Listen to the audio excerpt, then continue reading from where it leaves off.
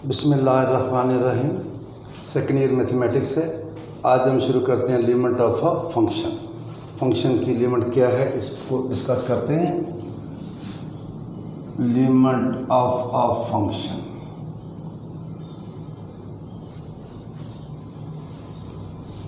तो दो तीन तरह से इसको समझने की कोशिश करते हैं। आप यूँ समझिए कि एक आदमी है और उसके पास एक रोटी है। वैसी रोटी है जो कभी भी ख़राब नहीं होने वाली। उसके पास एक फ़कीर आता है भीख मांगने वाला, वो उसको आधी रोटी दे देता है, आधी अपने पास रख लेता है। अपने पास जो उसके पास पड़ी हुई है वो नहीं खाता। अगले दिन फिर फ़कीर आता है। अब वही रोटी जो आधी उसने दी थी और आधी रखी थी, आधी उसके पास थी, उस आधी का हाफ उसको फिर दे देता है। अब उसके पास रह गया 1/4। अगले दिन वो फिर फ़कीर आता है, उस 1/4 का हाफ वो फिर उसको दे देता है। और ये सिलसिला डेली चलता रहता है। डेली वो फ़कीर आता है, जितनी उसके पास क्वांटिटी मौजूद है रोटी की, उसका हाफ उसको दे देता है। अब जब हाफ उसको देता है तो हर रोज़ रोटी की मिकदार कम होती जा रही है। इसे बोलेंगे as days increases, as days increases bread decreases. तो रोटी की मिकदार जो है वो कम हो रही है। जैसे जैसे दिन गुजरते जाएंगे रोटी की मिकदार कम होगी, लेकिन रोटी ज़ीरो नहीं होगी। स्टूडेंट्स क्या देते हैं जी 2 महीने बाद, 1 महीने बाद, 15 दिन बाद ज़ीरो हो जाएगी। नहीं, एक दिन रोटी इतनी छोटी हो जाएगी, सपोज करें वो ये मैंने एक नुक्ता लगाया, पॉइंट लगाया इतनी, तो फ़कीर को इसका भी हाफ देना है, पूरी नहीं देनी। करते करते रोटी इतनी छोटी होगी कि माइक्रोस्कोप से नज़र आएगी, उसका भी हाफ देना है। इसका मीनिंग क्या है कि जैसे जैसे दिन बढ़ रहे हैं उसकी मैग्नीट्यूड जो है ब्रेड की डिक्रीज़ हो रही है। That is approaching to zero, nearly equal to zero, but it is not equal to zero. अब इसी को लिखेंगे ज़रा थोड़ा सा ऐसे। डेज पहले हैं, दिन आएंगे तो रोटी की मिकदार कम होगी। डेज किसकी यूनिट है? टाइम की। Time is always independent. तो हम ऐसे कहते हैं as x increases y decreases. अब एक बंदा कहते हैं नहीं जी रोटी तो 15 दिन बाद ज़ीरो हो गई, दूसरे कहते हैं 20 दिन बाद, 50 दिन बाद, आप 15 ले लें, 20 ले लें, 100 ले लें। तो हम लिखते हैं bread is equal to zero. Bread zero के बराबर है। अब रोटी तो ज़ीरो के बराबर नहीं, पहले दिन वो कंप्लीट थी, अगले दिन हाफ थी, उसके अगले दिन उसका हाफ थी। तो ये ज़ीरो के इक्वल उस वक़्त आई इस कंडीशन के तहत कि लिमिट डेज गोज़ टू 100। इसे कहते हैं goes to 100, approaches to 100, tends to 100। अब इसको ऐसे लिखेंगे, limit x goes to 100, y किसके इक्वल है? ज़ीरो के। जैसे जैसे एक्स इसको अप्रोच कर रहे हैं ये चीज़ ज़ीरो को अप्रोच कर रही है। और ज़रूरी नहीं कि हर क्वेश्चन में ज़ीरो को अप्रोच करें। कहीं में कोई आ जाएगा इन्फिनिटी आ जाएगा, माइनस इन्फिनिटी आ जाएगा, कोई पॉजिटिव रियल नंबर आ जाएगा, नेगेटिव रियल नंबर आ जाएगा। जनरली इसको कहते हैं कि limit x goes to a f of x is equal to L. वे जैसे जैसे एक्स इसको अप्रोच करता है फंक्शन एल को अप्रोच करता है। एफ एक्स हो वो भी वही बात है, वाई हो। टेम्परेचर की मिसाल ले लें। ये देखिए जैसे जैसे एज आजकल गर्मी है, 5-6 महीने बाद तकरीबन 180 डेज है। एज डेज गोज़ टू 180, तो टेम्परेचर अगर हम फैसलाबाद की मिसाल करें तो ये तकरीबन 2 डिग्री सेल्सियस। अगर आप मरी की मिसाल ले लें तो नेगेटिव में भी जाता है। इसे मैं लिखूँगा limit x goes to 180, temperature किसके इक्वल आएगा? 2 के आएगा। तो ये ज़रूरी नहीं कि 0 आए, 2 भी आ सकता है। और मिसालें हैं हमारे पास, हमने पढ़ा ये देखें। ये कि मैंने ले लिया 5 का स्क्वायर, 5 क्यूब, 5 4। अब जैसे जैसे मैग्नीट्यूड आगे नंबर ऑफ टर्म ज़्यादा होते जाएंगे तो ये किधर को जाएगा? इन्फिनिटी को जाएगा। फिर और मिसाल है आपकी अपनी बुक में भी है कि ये देखें, ये एक सर्कल है। इसका अगर रेडियस r है तो इसका एरिया क्या होता है, पाई आर स्क्वायर। अगर हम इसमें इसका एरिया इस तरह फाइंड करें, ये देखें, ये मैंने लिया इसके एक स्क्वायर और स्क्वायर के मैंने कर दिए 4 हिस्से। इस ट्राइंगल का ले लें, इस ट्राइंगल का अगर ये सपोज करें ये 1 है, ये 1 है, ये भी 1 है, तो ये आ जाएगा हमारे पास √2। तो हम एरिया का इसका फार्मूला लगा लेंगे, ये कर लें 1, ये 1, आपको पता है 1/2 बेस इंटू हाइट इसका एरिया आ जाएगा। इन चारों का एरिया ऐड करेंगे तो इस स्क्वायर का। अब स्क्वायर का एरिया सर्कल के एरिया से कम है, कितना कम है, ये जो हिस्सा है। अब अगर हम इसको इस तरह करें, ये जो हमने 4 खाने किए थे 8 कर दें और ये फिगर ले लें, वो 4 साइडेड थी, ये 8 साइडेड है। तो अब देखें, अब भी एरिया कम है लेकिन एरिया का जो डिफरेंस है वो कम होता जा रहा है सर्कल के एरिया। और अगर हम इनकी तादाद और इंक्रीज़ करते जाएं, ये ज़्यादा करते जाएं, पहले 8 किए अब 16 कर लें, अब जब लेंगे तो ये देखें, अब जो एरिया का डिफरेंस है और ये जो है ये ट्राइंगल, इन तमाम के एरिया का सम सर्कल के एरिया से थोड़ा सा कम आएगा। पहले डिफरेंस ज़्यादा था, अब डिफरेंस कम है। अब और जब इनकी तादाद और ज़्यादा करेंगे तो इन तमाम का एरिया मिलके इक्वल टू क्या आ जाएगा, पाई आर स्क्वायर। अब ये उस वक्त होगा वैन लिमिट, फ़र्ज़ करें ये है ट्राइंगल, इनकी तादाद इट गोज़ टू इन्फिनिटी, जितनी ज़्यादा होंगी तो हमारे पास ये जो फंक्शन है इसका आंसर क्या आएगा, पाई आर स्क्वायर। तो ये तो हो गया हमारे पास लिमिट ऑफ अ फंक्शन।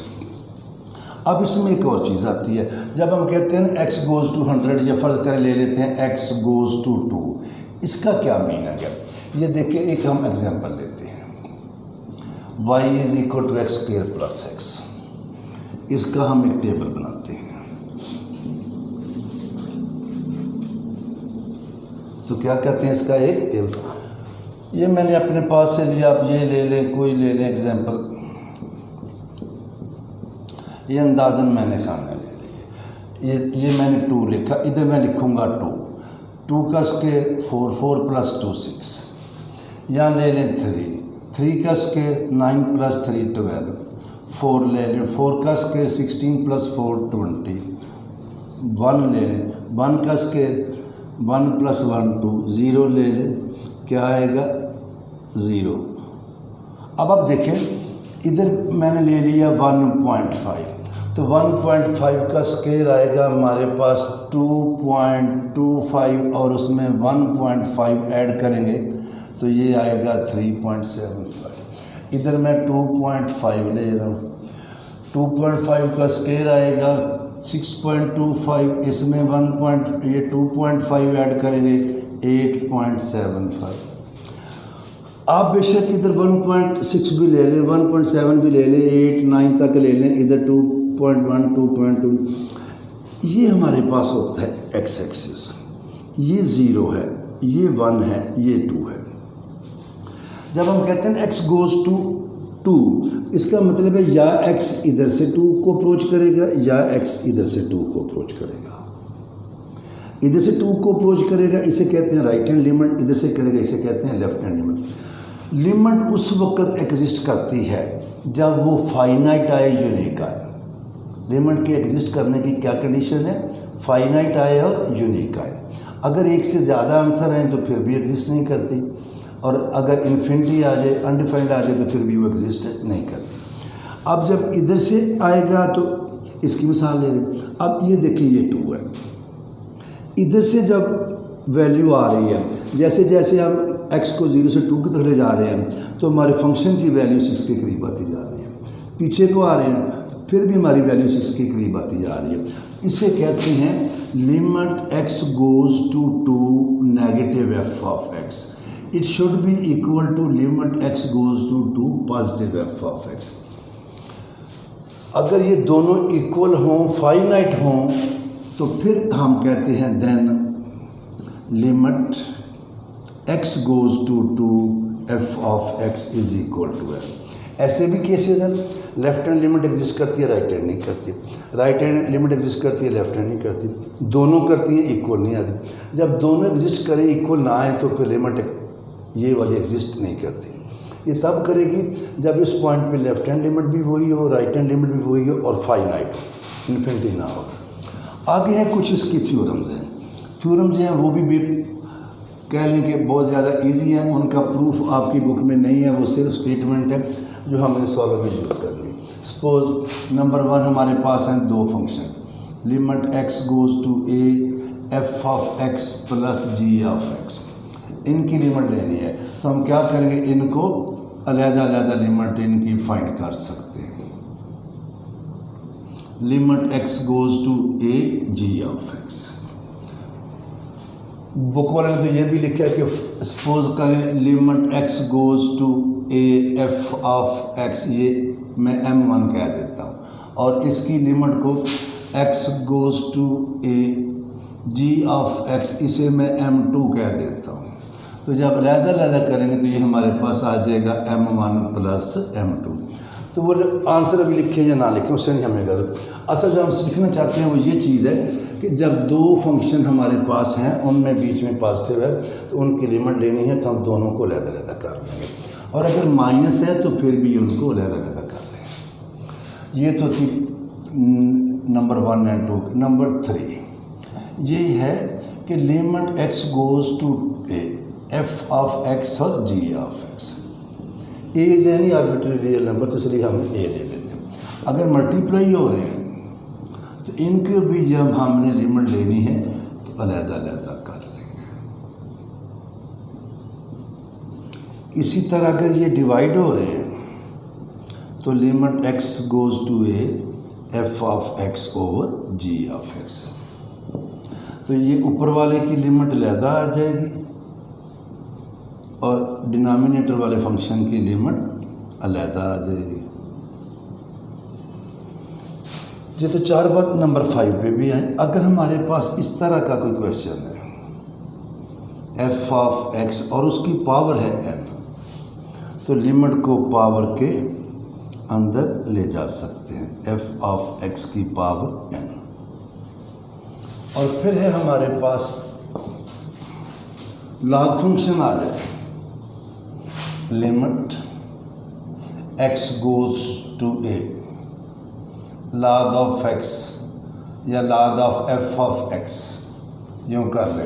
इसे हम लिख सकते हैं limit x goes to a, और ये आ जाएगा log of limit x goes to a f of x। तो लिमिट log के अंदर भी शिफ्ट हो जाएगी। इसके बाद है हम चलते हैं क्वेश्चन पे, और एक जो है नंबर अपने पास से मैं लिख रहा हूँ, बुक में भी शायद ये हो, जैसे मिलता जुलता है। Limit x goes to 2x plus 2x square plus 3x, इसकी लिमिट फाइंड करनी है। तो वो जो है हमारा क्वेश्चन नंबर 1, वो तो है by using properties of limit. तो वो तो कह लें कि बच्चों के लिए प्रैक्टिस है। असल में अभी इस पर कल जो है मज़ीद बात करेंगे कि लिमिट में वही चीज़ देखनी है, जैसे हम कहते थे जी डोमेन में नीचे 0 ना आए, तो यहाँ पे भी एक ही चीज़ देखनी है, नीचे 0 ना आए। डोमेन में तो हम आयोटा का जिक्र करते थे, यहाँ आयोटा का कोई जिक्र नहीं है। तो अभी तो ये हम करेंगे, इसको क्या करेंगे, limit x goes to 2x के plus limit x goes to 3x। मैंने पहली प्रॉपर्टी यूज़ कर दी। अब एक और प्रॉपर्टी थी जो मुझे नहीं याद रही, वो ये वाली थी, limit x goes to a k f of x। अगर कोई रियल नंबर फंक्शन से मल्टीप्लाई कर रहा है तो वो नंबर पहले आ जाएगा, बाहर आ जाएगा लिमिट से, और ये आ जाएगा। इसे लिखेंगे 2, limit x goes to 2x के plus 3 limit x goes to 2x। ये मैंने अभी आपको बताया कि लिमिट पावर में चली जाएगी, तो ये हो जाएगा limit x goes to 2x और ऊपर स्क्वायर आ जाएगा, और plus 3 limit x goes to 2। अब जब लिमिट पुट करनी है और वो अनडिफाइंड ना आए तो पुट करते हैं 2, और ये पुट करेंगे x की जगह पे 2। जब लिमिट पुट करनी है तो फिर लिमिट लिखनी नहीं है, 2 का स्केयर +3, और यहाँ भी क्या पुट करना है 2 का स्केयर होता है 4, 4 2s are 8 + 16। तो ये हमारे पास क्या आंसर आया 40। बाकी इंशाल्लाह ताला हम कल करेंगे।